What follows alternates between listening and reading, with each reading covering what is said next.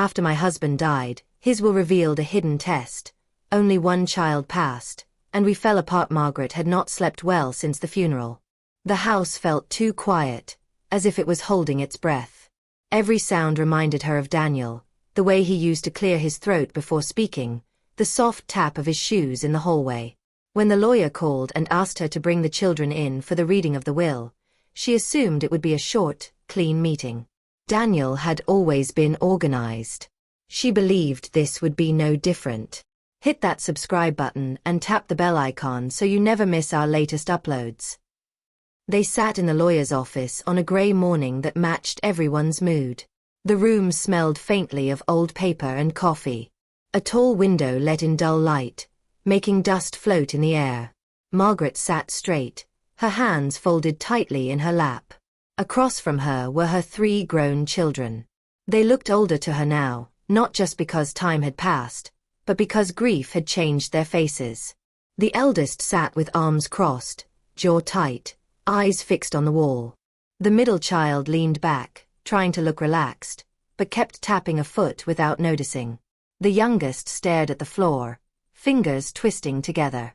None of them spoke much on the drive there, and the silence had followed them into the office. The lawyer cleared his throat and adjusted his glasses. He offered his condolences again, even though he had already said it on the phone, and again when they arrived. Margaret nodded politely. She had learned that people did not know what else to say. He began by reading the usual things. The house would remain in Margaret's name. Certain personal items were listed. Donations to a few charities Daniel had supported for years were mentioned. As he spoke, Margaret relaxed slightly. This was what she expected. This was Daniel being Daniel. Then the lawyer paused. He flipped a page and took a slow breath. Margaret noticed his tone change, just a little, but enough to make her look up. The children noticed too. The tapping foot stopped. The crossed arms tightened. There is an additional clause, the lawyer said carefully. One that applies before any remaining assets are divided among the children. Margaret frowned. She had helped Daniel plan their future many times. They had talked openly about money, about the children, about what would happen when one of them was gone. She could not remember anything like this. The lawyer continued, choosing his words with care. He explained that Daniel had created a personal evaluation for each child. It was not a test of money skills or legal knowledge. It was not something that could be filled out in a few minutes. Each child would need to complete it fully, and only one who met Daniel's standards would receive the main inheritance set aside for them. The room went very still. Margaret felt as if the air had been pulled from her lungs. She turned to the lawyer, certain she had misunderstood. "That can't be right," she said softly. "Daniel never told me about this." The lawyer nodded. "He asked that it remain private. Even from you." The words stung more than she expected. Daniel had trusted her with everything. Or so she thought. The eldest child let out a short laugh. "So what is this, some kind of paperwork?" The lawyer shook his head. "No. It is more personal than that." The middle child leaned forward now. "Personal how?" The lawyer did not answer right away. He reached into a folder and pulled out 3 sealed envelopes. Each one had a name written in Daniel's handwriting. Seeing his familiar writing made Margaret's chest tighten. "These evaluations are different for each of you," the lawyer said.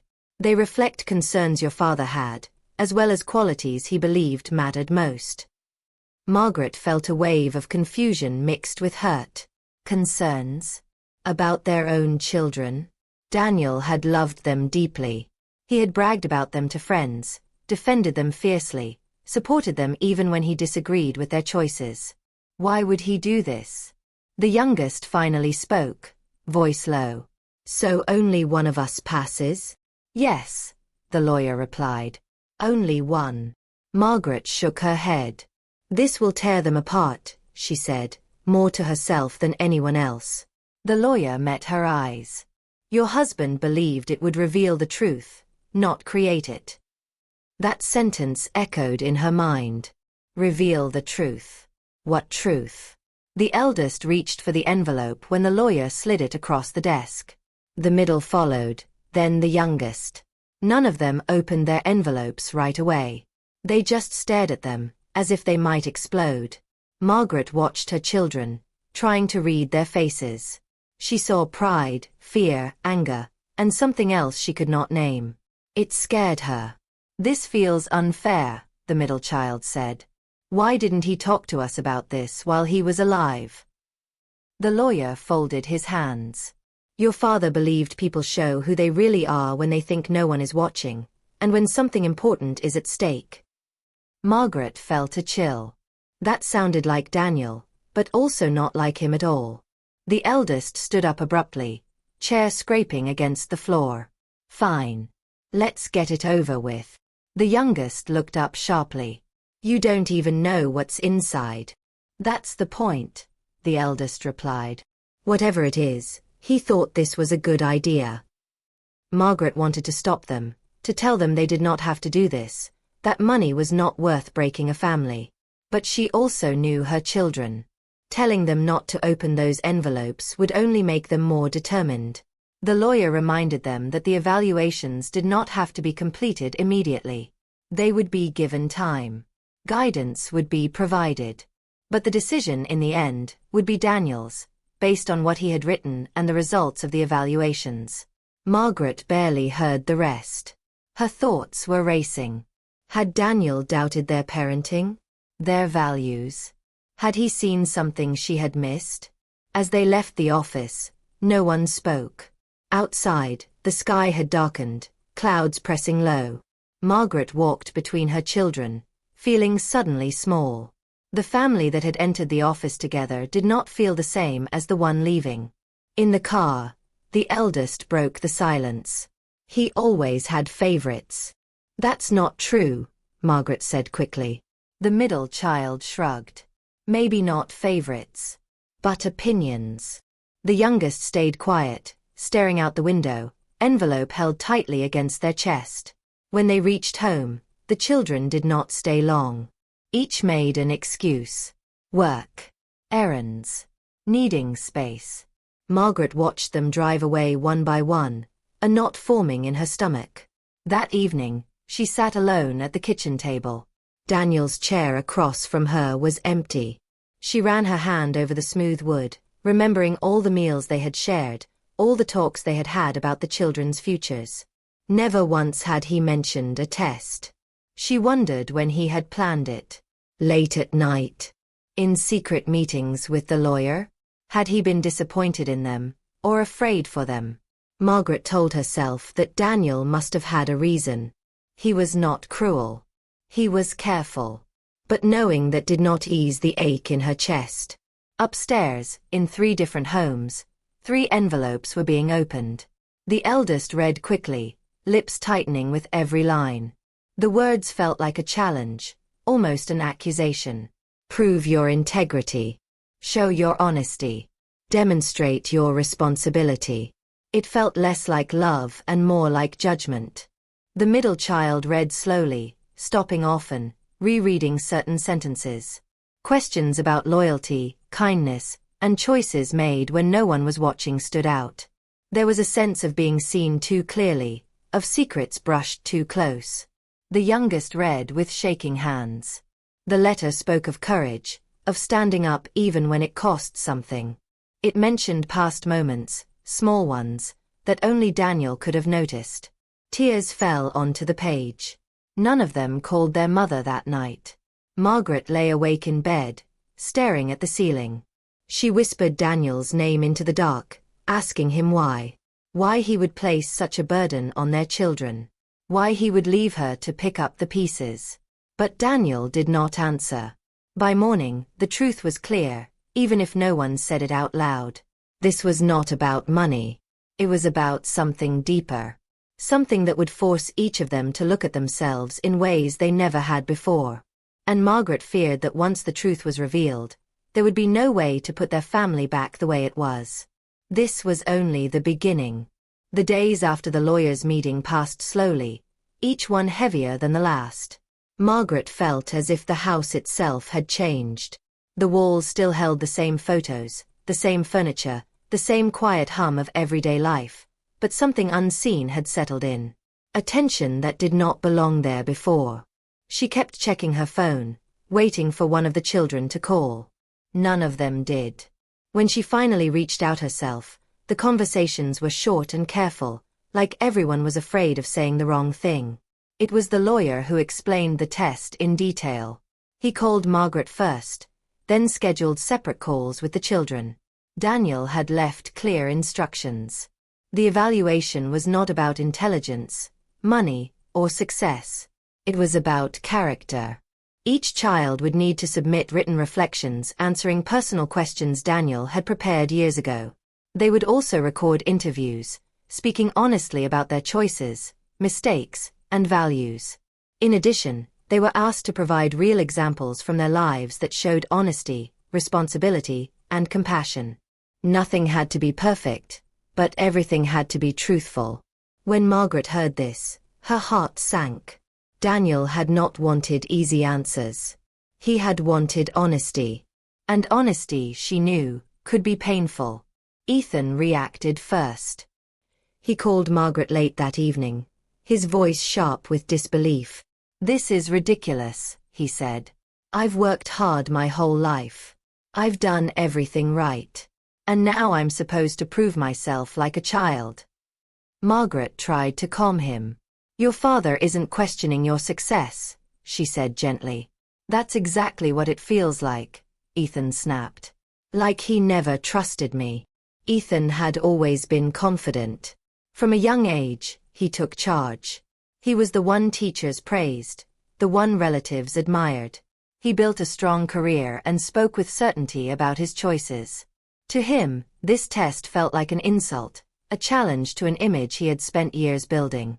"I'm not pouring my life into some recordings," he said.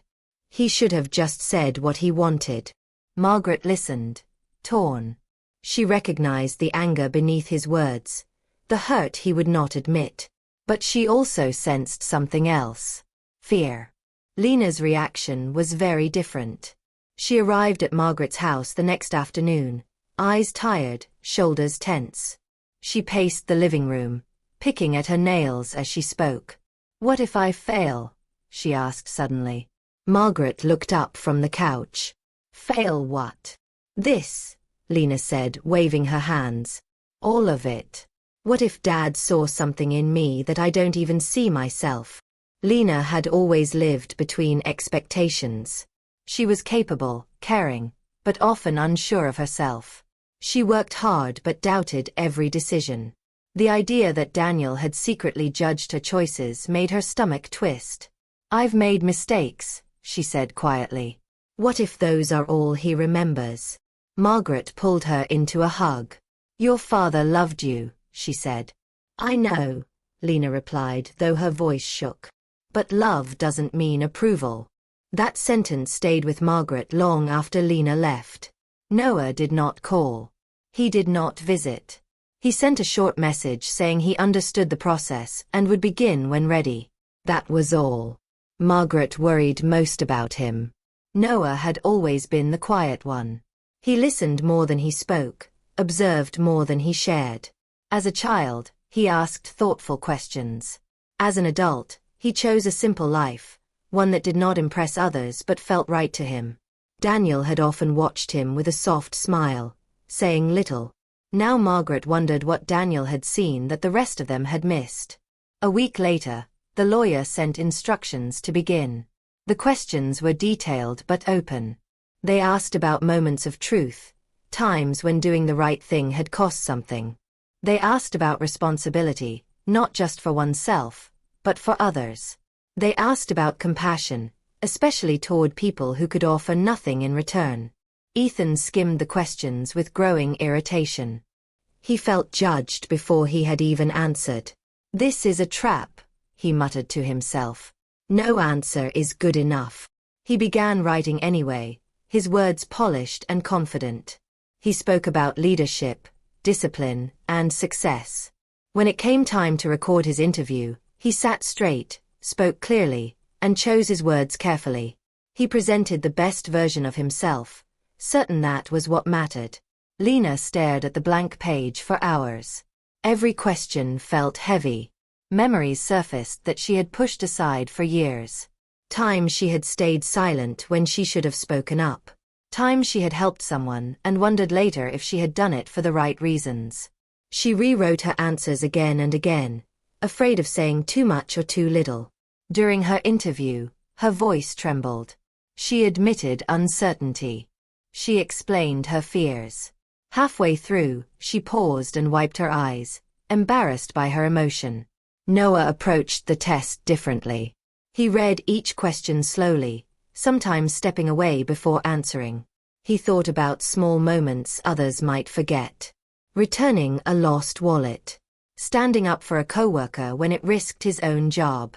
Choosing honesty even when it brought discomfort. His written reflections were simple but sincere. In his interview, he spoke softly, without trying to impress. He admitted his flaws openly. He did not hide the times he had failed, only what he had learned from them. Margaret watched all of this from the outside, powerless. She began to see the test for what it truly was. Not a competition. Not a punishment. But a mirror. At night, she reread old letters Daniel had written her. She searched for clues, for signs of what he believed. She found one line he had written years earlier, almost as an afterthought: "Character is what remains when titles fall away." The realization made her chest ache. Daniel had not wanted to choose the strongest, or the smartest, or the most successful. He had wanted to understand who they were when no one was watching.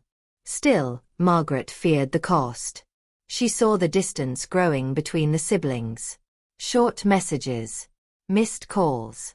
Assumptions made in silence. The test was doing exactly what she had feared. It was exposing cracks. One evening, Ethan confronted her. "You know this isn't fair," he said. "You should step in." Margaret shook her head slowly. "I can't," she replied. "This was your father's wish." Lena called later that night, voice small. "What if this changes how we see each other forever?" Margaret had no answer.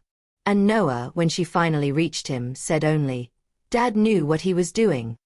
That scared her more than anything. As the submission deadline approached, Margaret felt a deep sense of unease. Not because of who might inherit what, but because of what would be revealed once the test was complete. Daniel had designed it carefully, quietly, with purpose. And Margaret was beginning to understand why. This test was never meant to divide them by money. It was meant to show them who they truly were. And once that truth was exposed, there would be no turning back. As the days passed, the test stopped feeling like a task and began to feel like a weight. Each of the children carried it differently, but none of them could set it down. Ethan found himself thinking about the past more than he wanted to. While writing his reflections, memories kept interrupting his thoughts. Old arguments. Old expectations. Moments he had long dismissed as unimportant now returned with sharp clarity. He remembered being praised for being strong, responsible, dependable. He also remembered being told to handle it when things got difficult. As the oldest, he had been expected to lead, to protect, to succeed. At the time, it felt like pride. Now, it felt like pressure he had never questioned. As he typed answers about responsibility, a memory surfaced of a night long ago, when Lena had come to him upset after an argument with their father. He had brushed her off, telling her she was overreacting. He had convinced himself it was the practical response. But now, reading Daniel's questions about compassion, the memory left him uneasy. He shook his head and kept typing, pushing the thought aside. Lena, on the other hand, could not push anything away. Each question opened a door she had tried to keep closed. She remembered moments when she felt invisible. Family dinners where her opinions were ignored. Achievements that seemed small compared to Ethan's. Praise that felt conditional. She remembered one argument in particular. She had accused Daniel of always siding with Ethan. Daniel had gone quiet, as he often did, and later told her she was being unfair. The conversation ended without resolution. At the time, she told herself it didn't matter. But now, with every answer she wrote, that old frustration returned. Was she really unfair, she wondered? Or had he simply chosen silence instead of honesty? Lena began to question everything. Her memories clashed with Ethan's confidence, and she knew Noah's version would be different still. The same family. The same moments. Yet 3 completely different experiences. Noah worked slowly but deeply. He remembered more than he expected. Not the loud arguments, but the quiet ones. The tension in the room after raised voices. The way Margaret would busy herself in the kitchen when things became uncomfortable. The way Daniel would observe, eyes thoughtful, saying little. Noah remembered feeling like a witness rather than a participant. Too young to challenge, too quiet to interrupt. He had learned early that listening revealed more than speaking. One memory stood out clearly. He was still a teenager when an argument broke out between Ethan and Daniel over expectations. Voices rose. Words were said that could not be taken back. Noah remembered watching Daniel closely. Not angry. Not shouting. Just listening. Watching. At the time, Noah thought his father was avoiding conflict. Now, he wondered if Daniel had been taking notes in his own way. Margaret spent long hours alone, sorting through drawers and boxes Daniel had left behind. She wasn't looking for documents. She was looking for understanding. She came across old notebooks, some filled with lists, others with short thoughts written in Daniel's neat handwriting. Many pages were ordinary. Reminders. Ideas. Quotes. But every so often, she found observations. Not judgments, but notes. Quiet thoughts about family moments. People reveal themselves when they think the moment doesn't matter. She read that line several times. Margaret sat down heavily, the notebook resting on her lap. A pattern began to form in her mind. Daniel had watched. Always watched. When voices rose, he stayed calm. When arguments stalled, he let them fade. She had once believed this meant he disliked conflict. Now she wasn't so sure. She realized something that unsettled her deeply. Daniel rarely confronted problems directly. Instead, he observed how others handled them. Did they listen? Did they grow defensive? Did they take responsibility, or shift blame? The test, Margaret feared, was not meant to measure growth alone. It was meant to measure truth. As the siblings worked, small sparks turned into quiet fires. Ethan sent Lena a message asking why she had mentioned feeling overlooked in one of her reflections, something the lawyer had shared as part of the process. Lena bristled, reading judgment between the lines. "I didn't say anything untrue," she replied. "Your memories aren't facts," Ethan shot back. That sentence reopened wounds that had never healed. Lena stared at her phone, hands shaking. "Neither are yours," she typed, then deleted it. The silence between them grew heavier. Noah noticed the distance immediately. Family group messages went unanswered. Conversations became stiff and polite. The warmth they once shared, imperfect as it was, slipped away. During one visit to Margaret's house, the tension finally surfaced. They were all there by chance, arriving at different times, surprised to see one another. At first, they exchanged polite words. Then Ethan made an offhand comment about how some people were overthinking the test. Lena stiffened. "Or maybe some people are avoiding it," she replied. The room went quiet. Margaret watched, heart pounding. This was the conflict she had always feared. The kind Daniel never stepped into. Noah spoke calmly. "We're remembering things differently. That doesn't mean anyone is lying." Ethan scoffed. "It means some people want to rewrite the past." Lena's voice cracked. "Or maybe you just never noticed anyone but yourself." The words hung in the air. Margaret stood up. "Enough," she said quietly, though her voice trembled. "This is exactly what I was afraid of." They fell silent, but the damage was done. Later that night, after everyone left, Margaret sat alone and cried. Not for the inheritance. Not even for the arguments. But for the realization settling in her chest. Daniel had known. He had seen the cracks forming years ago. He had seen misunderstandings turn into quiet resentment. He had watched favoritism accusations go unresolved. And instead of addressing them directly, he had chosen to let time reveal their impact. Margaret felt a deep ache of regret. She wondered how many moments she had ignored, how many times she had chosen peace over honesty. The test, she realized, was not about rewarding one child. It was about confronting the truth the family had avoided for years. And as the deadline drew closer, Margaret feared the hardest part was still ahead. Because once old wounds resurface, they demand to be acknowledged. And judgment, once invited, does not leave quietly. The day of the evaluation arrived quietly, without ceremony. No one announced it on the calendar. No one marked it as important out loud. Yet every person involved felt its weight from the moment they woke up. Margaret dressed slowly that morning, her hands unsteady. She chose a simple outfit, something Daniel had always liked.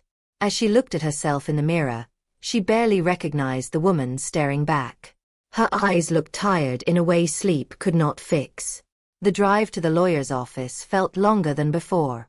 The city passed by outside the window, people moving through their ordinary lives, unaware that something permanent was about to happen in a quiet office upstairs. They arrived separately this time. Ethan came first. He walked in with confidence that felt forced, his shoulders squared, his jaw set. He greeted the lawyer with a stiff nod and barely looked at Margaret before sitting down. Lena arrived next. She hesitated in the doorway, as if considering turning back. Her face was pale, her hands clenched tightly around her bag. She sat across from Ethan, avoiding his eyes. Noah arrived last. He entered quietly, offered a small greeting, and took the seat nearest to Margaret. She reached for his hand without thinking. He squeezed it gently, then let go. The room felt smaller than before. The lawyer closed the door and took his seat. He did not rush. He did not soften his expression either. He folded his hands and looked at each of them in turn. "Thank you for completing the evaluations," he said. "I know this process has not been easy." No one replied. He continued, explaining that Daniel had left detailed criteria. The responses were reviewed exactly as Daniel instructed. No opinions were added. No changes were made. The result was final. Margaret felt her heart pounding in her ears. "There is no partial success," the lawyer said quietly. "Only one of you met the standards your father set." The silence that followed was heavy and complete. Lena stopped breathing for a moment. Ethan leaned forward sharply. Noah froze. Margaret felt something drop inside her, like a stone sinking into deep water. The lawyer looked down at the folder in front of him. "The one who passed the evaluation is Noah." For a split second, no one moved. Then Ethan laughed, a sharp sound that echoed off the walls. "You're joking," he said. "This has to be a mistake." Lena's face twisted in disbelief. "No," she whispered. "That doesn't make sense." Noah stared at the table, his chest tight. He felt the room closing in around him. He had imagined many outcomes, but this was not one he had prepared for. Margaret turned toward him, her mouth opening, but no words came out. Ethan stood up so quickly his chair tipped backward. "This is unbelievable," he said. "I did everything you asked. I answered every question. I gave proof. How could this be?" The lawyer remained calm. "Your father valued honesty over presentation," he said. "Consistency over image." "That's insulting," Ethan snapped. "Are you saying I lied?" "I am saying your father was looking for reflection, not defense," the lawyer replied. Lena's voice broke. "So that's it?" she asked. "Weeks of stress, of digging up our past, just to be told we weren't good enough?" Margaret flinched at the words. The lawyer turned to her. "This was never meant to measure worth," he said gently. "But that's exactly what it feels like," Lena said, tears spilling over. "Like he judged us from beyond the grave and decided we failed." Noah finally looked up. His face was pale, his eyes wide. "I didn't want this," he said softly. "I didn't do it to win." Ethan rounded on him. "Of course you didn't," he said bitterly. "You never do anything loudly. You never get blamed. You just quietly come out on top." "That's not fair," Noah replied, his voice shaking. "Fair," Ethan repeated. "Nothing about this is fair." Margaret stood, her legs weak. "Please," she said. "This isn't what your father wanted." But even as she said it, she was no longer sure. Lena turned toward her mother, eyes full of pain. "Then what did he want?" she asked. "Because all I feel right now is rejected." The lawyer explained what Daniel had written. He spoke of moments Noah had described honestly, without trying to excuse himself. He spoke of accountability, of compassion shown quietly, without expectation of reward. He did not speak poorly of Ethan or Lena. He simply explained why Noah met the criteria. Each word felt like salt in an open wound. Ethan shook his head repeatedly. "This is a character assassination," he said. "You can dress it up however you want." Lena stood as well, wiping her face angrily. "So what now?" she asked. "He gets everything and we get lessons?" Margaret felt her stomach twist. The lawyer clarified the legal details, but none of them listened closely. The outcome no longer felt like paperwork. It felt personal. Final. Noah sat down heavily, his hands trembling.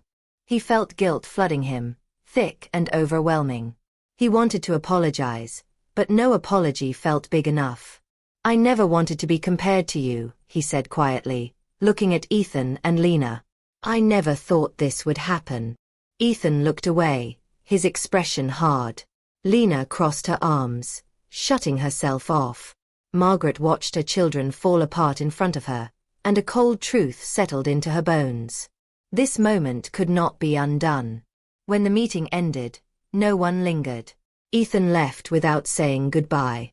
Lena followed moments later, her shoulders shaking. Noah stood awkwardly, unsure where to go. Margaret remained seated long after the room emptied. The lawyer gave her time, then quietly excused himself. She sat alone, staring at the empty chairs. She did not feel pride. She did not feel relief. She felt dread. Daniel's test had done exactly what it was designed to do. It had revealed truths, yes, but it had also exposed wounds that might never heal. Margaret realized then that this was not the end of the process. It was the beginning of the consequences. As she finally stood to leave, her steps slow and heavy, she understood something she had avoided until now. Daniel had known this would hurt. He had chosen truth anyway. And now, Margaret was left to hold what remained of a family permanently changed. The lawyer called them back a few days later. Not together at first. He spoke to each of them separately, then asked if they were willing to return one last time as a family. His voice was calm, but there was something heavier beneath it. Margaret agreed immediately. She felt as if she was holding her breath since the evaluation day, waiting for something unfinished to finally surface. When they gathered again in the same office, the atmosphere was different. Not explosive like before, but fragile. Like one wrong word could shatter what little remained. Ethan arrived late and sat far from Noah. Lena kept her eyes down. Noah looked smaller somehow, as if the result had taken more from him than it had given. Margaret sat in the middle, hands folded tightly. Her heart ached for all three of them. The lawyer did not begin with explanations this time. Instead, he reached for a small recorder on the desk. "Your father left a statement," he said. "He asked that it be played only after the evaluation was complete." Margaret's breath caught. She had not heard Daniel's voice since the hospital room. The idea of hearing it again filled her with both longing and fear. The lawyer pressed a button. Daniel's voice filled the room. Calm. Familiar. Steady. If you are hearing this, Daniel said, then the process is finished. Margaret closed her eyes. I did not create this test to punish you, his voice continued. And I did not do it because I loved one of you more than the others. Ethan shifted in his seat. I created it because I learned things I could not ignore. The room went completely still. Daniel spoke slowly, choosing each word with care, just as he always had. Over the years, I witnessed moments that broke my heart. Not because you failed, but because you did not stop to question yourselves when it mattered most. Lena's hands began to tremble. I saw lies told to protect comfort. I saw responsibility avoided when it became inconvenient. I saw people hurt quietly, while you convinced yourselves it wasn't your problem. Margaret felt tears slide down her face. She had never heard Daniel speak this directly. Not even to her. I tried to talk, his voice said. Sometimes. Other times, I stayed silent. That was my failure. Noah swallowed hard. I carried these truths alone because I did not want to break this family while I was alive. I told myself there would be time. I told myself you would grow out of it. Daniel paused, as if taking a breath. But time ran out. Ethan clenched his jaw. My legacy was never about money, Daniel continued. It was about values. About what you do when no one is watching. About who you become when there is no reward for doing the right thing.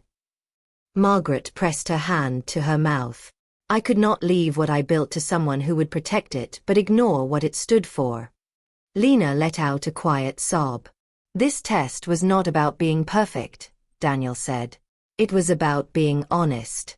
Honest with yourselves, even when it hurt. The recording ended. No one spoke. The silence felt heavier than any argument. Margaret stared at the recorder, her chest aching. She realized then how much Daniel had carried alone.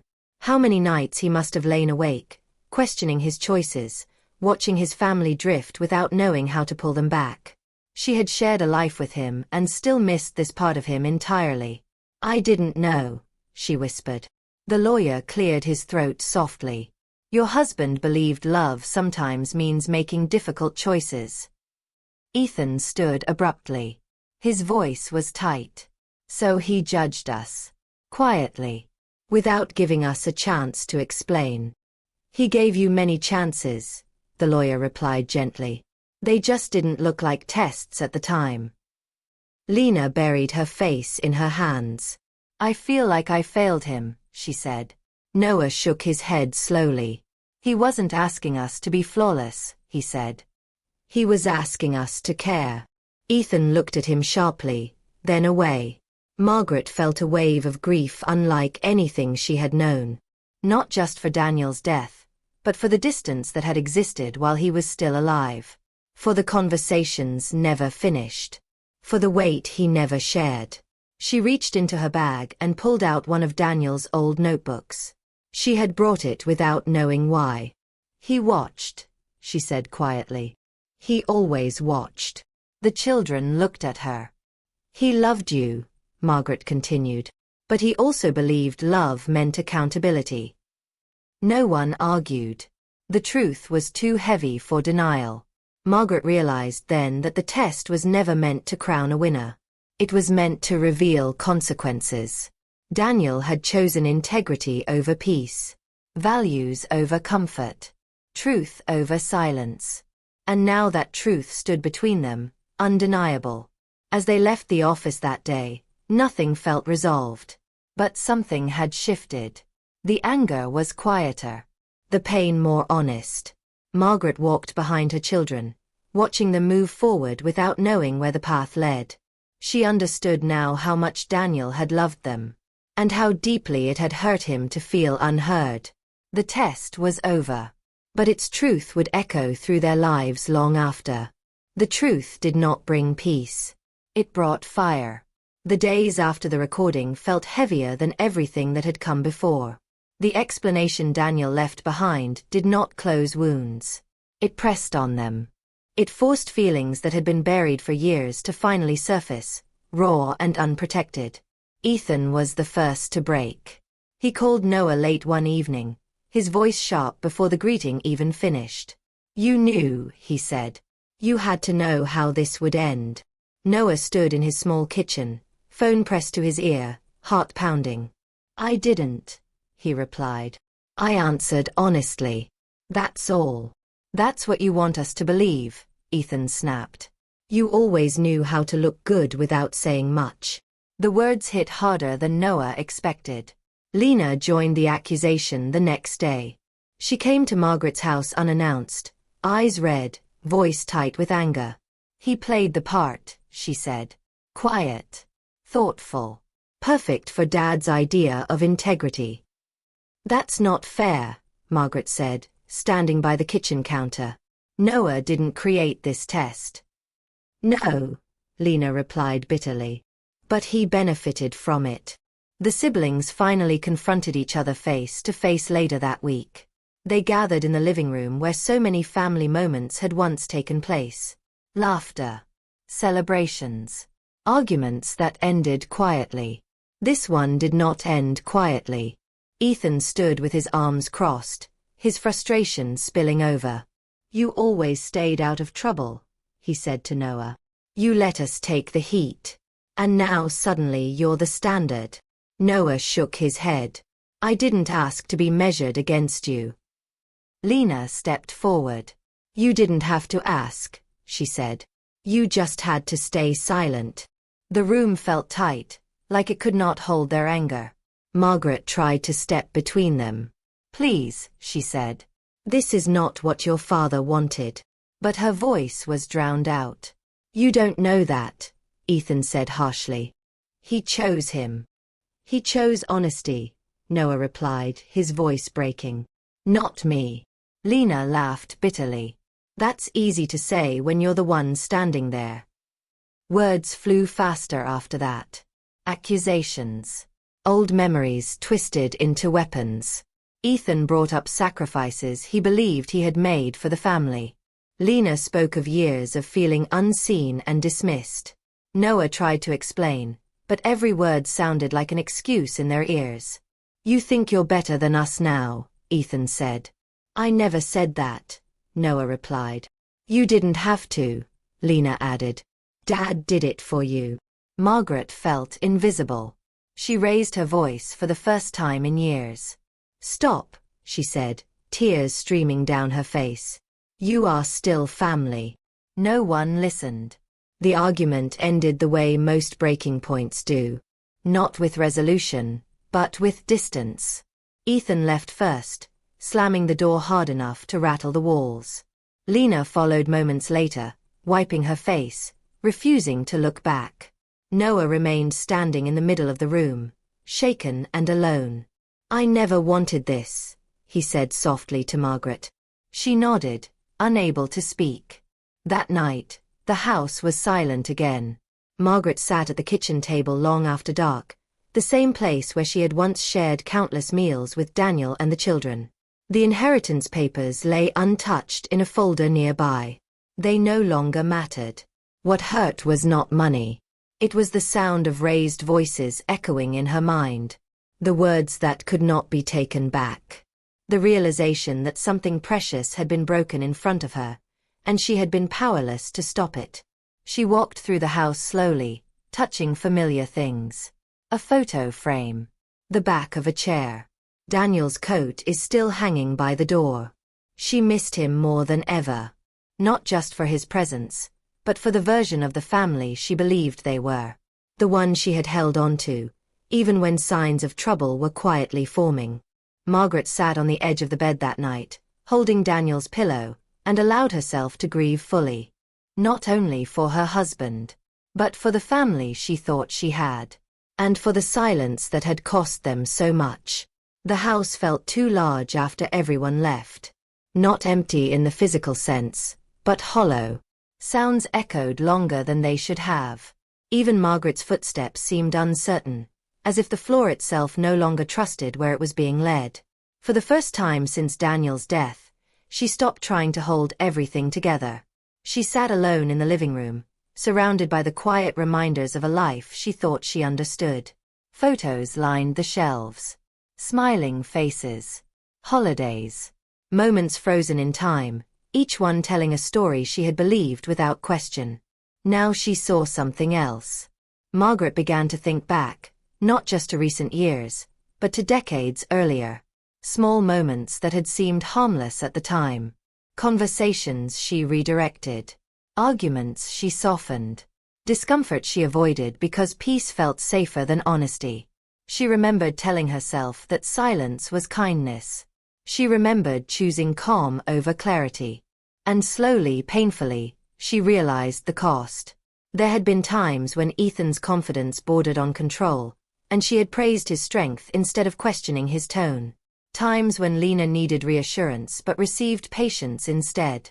Times when Noah withdrew quietly, and she assumed he preferred it that way. Margaret saw now that she had helped build the distance she was mourning. Daniel had watched. She had smoothed. And between them, truth had been delayed too long. The realization did not come with relief. It came with shame.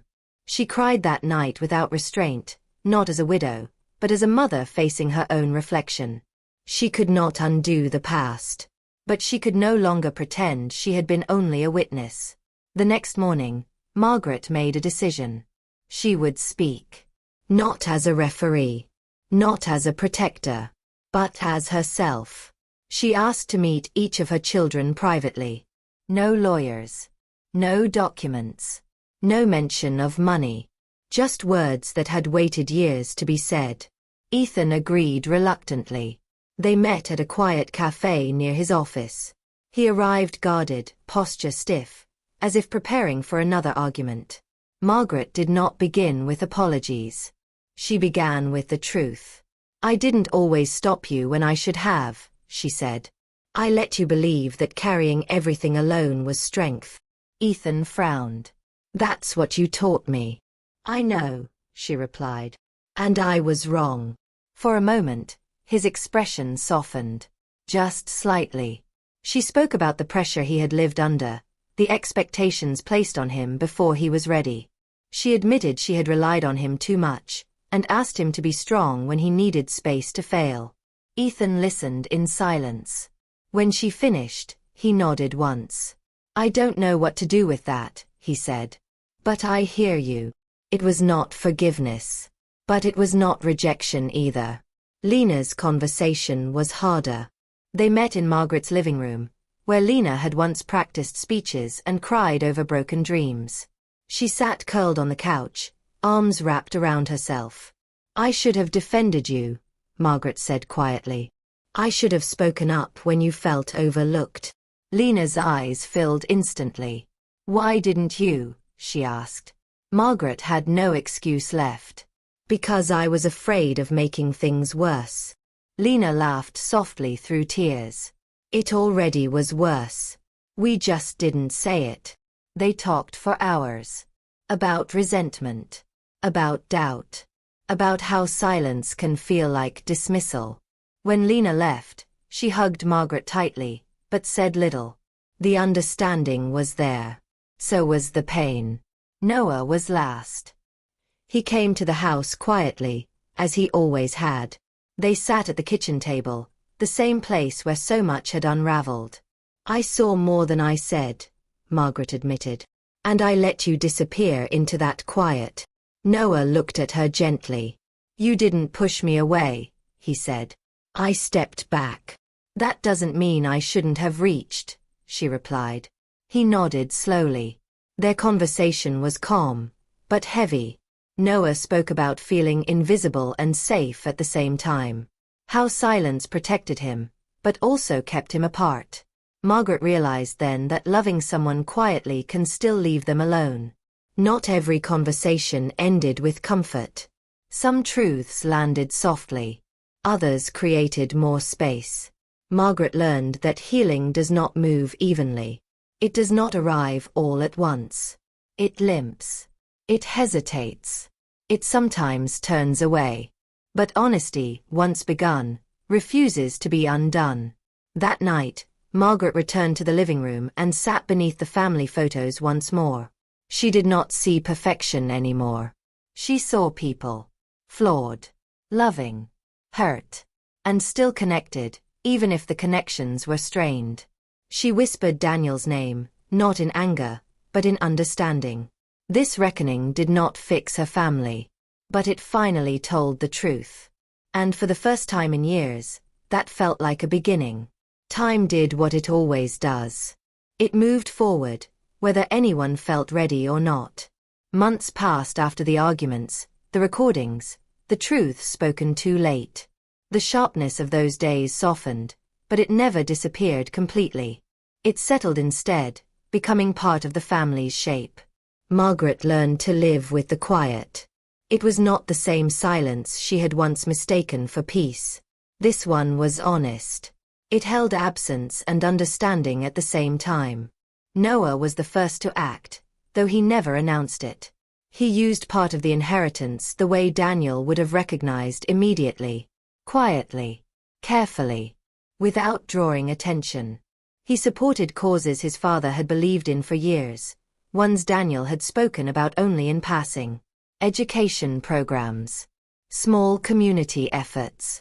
People who needed help but had little voice. Noah did not put his name on plaques. He did not share updates. When Margaret found out, it was through the lawyer, almost by accident. He would have liked that, she said softly. Noah nodded. I hope so.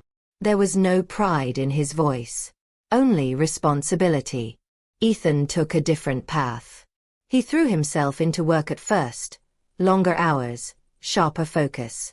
Anger fueled him, then slowly burned itself out. What remained was exhaustion and questions he had avoided for most of his life. He did not call often. When he did, the conversations stayed practical, polite, careful. But sometimes, Margaret heard something new beneath his words. Hesitation. Reflection. A pause before speaking. The confidence was still there. So was doubt. Lena drifted for a while. She changed routines. Stepped back from commitments that drained her. She began journaling again, something she had stopped years ago. Writing gave her a place to put thoughts she was not ready to share. Her anger did not fade easily. It lived close to the surface.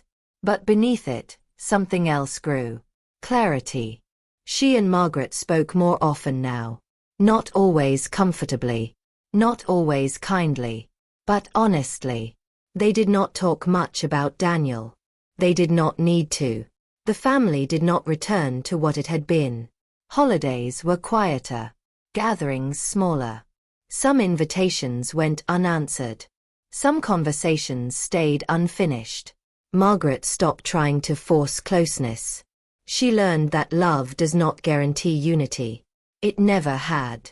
One afternoon, months later, Margaret sat alone in the garden Daniel had once tended carefully.